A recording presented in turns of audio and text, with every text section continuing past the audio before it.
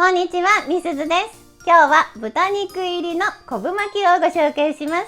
通常お魚を巻いて作る昆布巻きですが、豚肉で作るととっても手軽かつお子さんでも食べやすいですよ。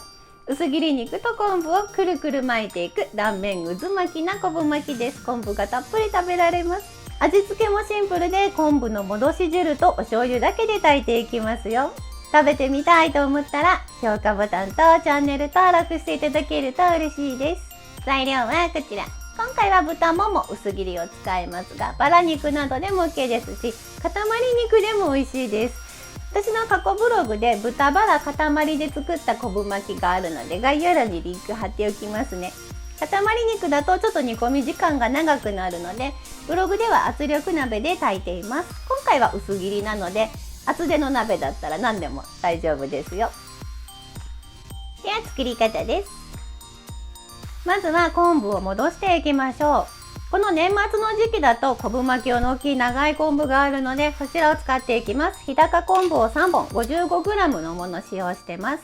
しばらく置いて少しずつ浸していきます。これ昆布全体浸すのはなかなか大きい容器がないと難しいので、先っぽちょっと入れてもらってしばらく置いて柔らかくなったらクタッとさせて、残りをまた差し込んでクタッとさせてっていうのをちょっと繰り返して、ちょっとだけ時間をかけながら戻してあげてください。全体が柔らかくなったら取り出します。では昆布巻きを作っていきましょう。昆布を1枚広げて、豚薄切り肉今回 350g 使用してます。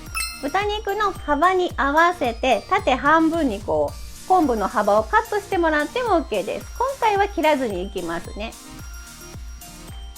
昆布が長いので、まず半分に折って長さを半分にカットします。それぞれに豚肉を並べます。2枚並べてもちょっと真ん中に隙間があるので、あとその隙間を埋める感じで残った豚肉を乗せていきます。こんな感じですね。全体に塩を振ります。こんなにしっかり振らないでも大丈夫です。端からちょっときつめに巻いてあげてください。中に空洞ができるとうずうずの真ん中が穴になっちゃうので、最初だけ特にキュッとするような感じで巻いてあげてください。タコ糸をぐるぐる巻きつけます。タコ糸は50から60センチぐらい、適当ですけどにカットしておいて巻くとちょうどいい感じになりますよ。縛り方はもう適当で大丈夫なので、くるくるくると巻きつけて、最初と最後の紐で蝶々結びにしています。お好きな結び方でどうぞ。残りも同様に作っていきます。1回目の昆布と2回目の昆布とちょっと幅が違って、2回目のは細かったです。こんな感じで使う昆布によって幅が変わってくるので、それに合わせて豚肉も並べていってあげてください。同じように塩を振って端っこからキュッキュッと巻いていきます。巻く時ですが、昆布が結構ツルツルするので、持ち上げる感じで巻いてあげるとやりやすいですよ。同じようにタコ糸で縛ります。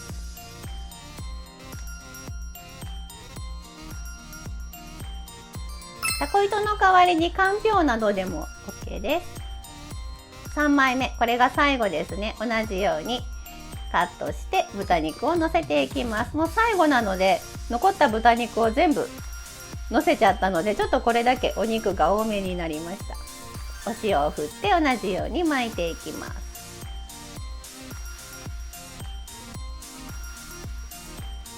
これで全部できました。今回は3枚の昆布で6本作成してます。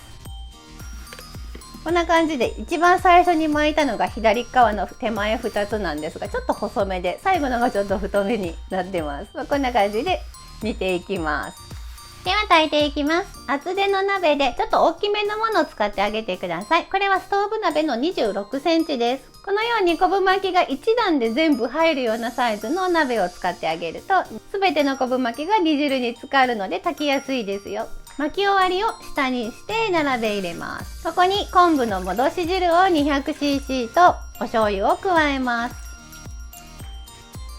蓋をして火にかけましょう。無水調理ができない鍋の場合で、途中で煮汁が干上がりそうになったら、残った昆布だしを足してあげてくださいね。蒸気が上がってきたら弱火にして10分ほど煮込みます。途中で蓋を開けてアクを取ってあげてください。昆布がたくさん入ってるので、すっごい良い香りがしますよ。10分煮込んだら蓋を開けて、今度は煮汁を飛ばしていきましょう。またこのままだと煮汁に浸っていない上側の部分が生焼けになりがちなので、ちょっと上下を返しながら煮詰めてあげてください。特に豚肉を何枚も重ねて巻いてる場合、中の方のお肉まで火が通るのに結構時間がかかるので、その場合は蓋をして煮込む時間をもうちょっと増やしてあげてください。こんな感じで汁気がほぼなくなってきたら出来上がりです。火を止めましょう。甘い煮物がお好きな方はみりんもしくはお砂糖も加えて煮込んであげてくださいね。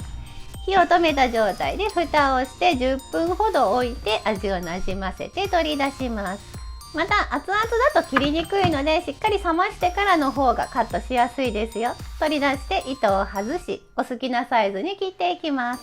3つもしくは4つにカットしてあげてください。今回は3つに切りますね。ザクッと断面こんな感じで渦巻きになっています。この断面がとても可愛らしいですね。残りも同様に3つずつにカットしています。こんな感じで物によって若干渦巻きの表情が違うところも可愛いなと思います。全部切れました。冷蔵庫でしっかり冷やすとちょっと豚の脂が白く固まるので、それが嫌な方は切らずに保存してもらって、食べる前に少し温めて召し上がってください。器に盛りましょう。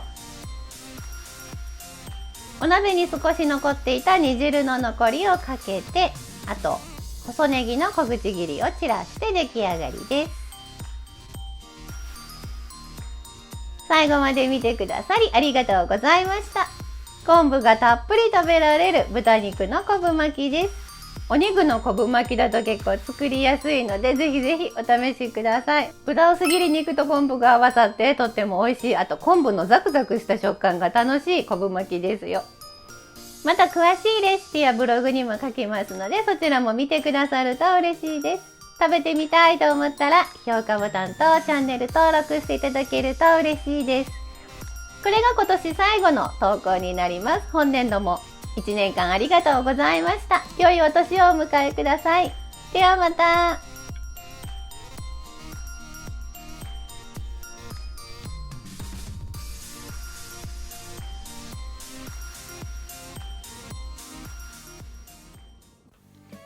作ってみたいと思ったらぜひチャンネル登録と高評価をお願いします。このチャンネルはお砂糖みりんなしレシピを載せています。詳しいレシピはすべてブログに書いてあります。また見に来てくださると嬉しいです。Twitter、Instagram、TikTok なんかもやってます。こちらもぜひ覗いてみてね。それではまた。